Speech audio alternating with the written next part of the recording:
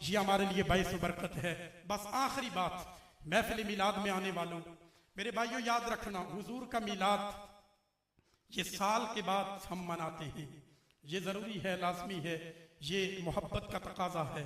प्यार का तकाजा है। लेकिन ये भी बात याद रखना कि जिस नबी का हम मिलाद एक साल के बाद मनाते हैं, उस नबी की खत्म नबूवत की हिफाजत दिन में अगर 24 घंटे हैं तो हर मिनट में फर्ज आइन है, क्योंकि मिलाद उसी का कबूल होगा, नमाज उसी की कबूल होगी, ज़कात उसी की कबूल होगी जो मेरे महबूब नबी की इज्जत और नामूस पर पहरा देगा। इसलिए मेरे भाइयों, इस पुरफितन दौर में हम पहले देखते थे कि लिबरल लोग शहरों में होते थे, अब देहातों में भी ऐसे पाए जाते हैं कि जिनको खत्म नबुव्वत, नामूस रिसालत और हुजूर की मोहब्बत और प्यार नजर नहीं आता। मेरे भाइयों याद रखना, हम मिलाद इस वजह से मनाते हैं कि रब्बे कायनात ने हुजूर के वसीला से सारी कायनात बनाया है। लेकिन याद रखना, जिस नबी के मेहरबान के वसीला से रब्बे कायनात ने सारी कायनात को सजाया है, उस नबी की इज्जत और नामूस पर जो पहरा देता है, ये मैं नहीं कहता, ये भी नबी की आल का एक खानवादा जिसको तारीख सैयदना